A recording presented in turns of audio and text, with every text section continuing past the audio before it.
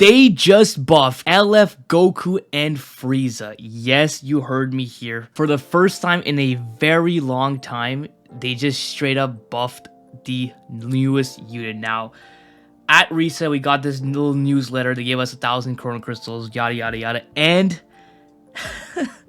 they just straight up just buffed the character regarding Goku and Final Form Frieza's abilities. A number of adjustments to his ability recently released, blah blah blah, are planned to implement in the future. The character was given a powerful new Rising Rush counter. However, upon observing its performance in a variety of battles after release, the following issues have become apparent. The Rising Rush counter is difficult to activate, lack of survivability, and the character lacks in combo capability when Goku is active. Now, this is a lot of complaints that many people had in terms of this unit, right? The Rising Rush counter wasn't very effective. Many people weren't able to land it as much as possible. Goku side especially, or the unit in general, just wasn't tanking enough to where you can actually utilize the Rising Rush counter. And then the Goku side of the character just didn't have as much, I guess, utility compared to the Frieza side. And they're actually just straight up buffing the character instead of giving it a unique equipment, giving them a unique equipment. We knew that addressing these issues would involve considerable measures, thoroughly discussed. In the end, they decided to make some changes to greater increase the satisfaction of the player. This is actually insane to think about. For the longest time, people have asked for nerfs, they've asked for buffs for certain characters, and the way they would usually implement these changes is by introducing another mechanic to another character that would, I guess, indirectly nerf that unit, or they would just straight up give the unit unique equipment, right? If in the case of LFs. Therefore, this decision has been made to take exceptional action in the singular instance to directly buff this character instead of using a unique equipment or other means to strengthen it. So there's actually quite a few changes. We could take a look here. Goku gets a card on switching, randomly draws one new card on special arts activation. He gets 70% advantage gauge when switching to Frieza. What else? Minus 10 arts cost on this blue card. He actually has disruption, which many people really wanted. Reduces enemy key by 25. Randomly destroys one card. They buffed up the damage inflicted that he gets. And then for Frieza, when you switch over to Goku, you just draw a card, being able to prolong Goku's combo so that you can then switch again to Frieza. Restores own health by 20, key by 50, reduction in arts cost here. And then when both of them enters the battlefield, an addition restores own key by 20. Oh, you weren't able to do that with the Frieza. I guess you could only do that with Goku. I didn't know that.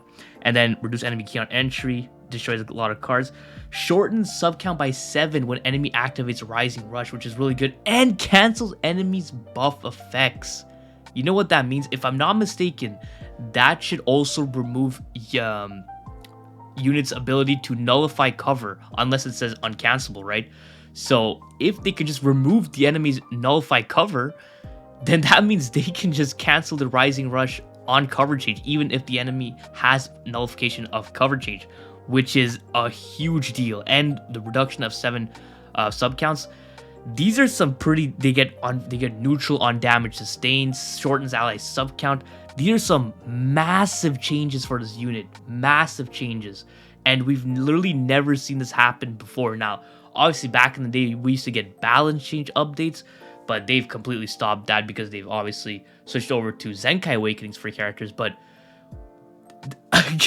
a unit getting a buff this soon after the release has never been seen throughout this game, and it's actually, honestly, I'm down for it. This is a really good thing because the last thing you want, especially for these type of celebrations, is when you drop a unit and they're supposed to be hype unit, you want them to be really good, and they just do not feel like they're worth something for. And I'm pretty sur you guys already know what I'm talking about. Gogeta 4 is the prime example of this unit, of this case. Headlining anniversary unit, and he wasn't even a top 10 unit. Can you believe how, people have been waiting for Super Saiyan 4 Gogeta forever, and he was just ass. That's why they gave him a platinum equipment, one of the best unique equipments of all time, literally a couple months after his release, 5 months after his release. He could have easily benefited from something like this, and it would have made people summon for his on his banner a lot more. So this is actually pretty crazy, and I just really recently made a video talking about, Legends Limited units not being up to par with Ultra units. Is it even worth summoning for these units anymore? Yada, yada, yada. And then they drop stuff like this, completely buffing this character. Now, I'm really interested to see how this guy is gonna function when he gets these buffs. I don't know if it's actually active now. Are planned to be implemented in the future. So I'm guessing it's not active right now, but I'm really interested to see how it's going to be affected. And then there's this little bit here, which is pretty interesting as well. While we're still in the early stages of discussion, some means of adding unique value to Legends limited characters similar to Ultra abilities is currently being considered.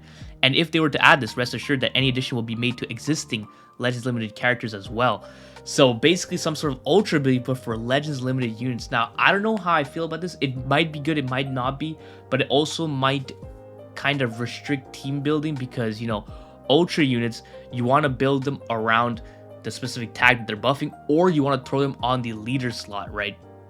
Now, if they start doing that, then you want to start leader slotting these Legends limited unit, but then you might have to start picking between either your Ultra unit or your Legends limited unit. Actually, it might not be a terrible decision because then it would make it so that you would want to build teams more centered around the units that tag and not just, you know, throwing on your best unit on the leader on any team like that. So it might restrict team buildings a bit more, but then we might see more variety in the meta because you can't just throw in your best unit on a leader slot, blah blah like that. I don't know, we'll have to wait and see how they implement it, but it's interesting. I'm still mind blown that they actually did this, and this is actually a good. Is this a good sign? I don't know, but if they might continue doing this, it depends on how good. I'm pretty sure that they're gonna just save this for celebration units for like 100%, like either anniversary or Legends Festival. If they see that like the headlining unit is not like really good or is underwhelming, then I'm guessing they're just gonna buff them, and that's pretty cool. That's pretty cool. It just further incentivizes people to summon for these hype banners, and overall, it just makes the banners a lot more valuable. So very interested to see how they're going to function when they do drop. I don't know if they have a date for this, but I'm definitely interested and definitely curious to see how much of an effect it's going to have on this Goku and Frieza. And so hope you guys enjoyed this video. If you did, please leave a like and don't forget to subscribe because actually it's so important, so don't forget. And have a great day. See ya.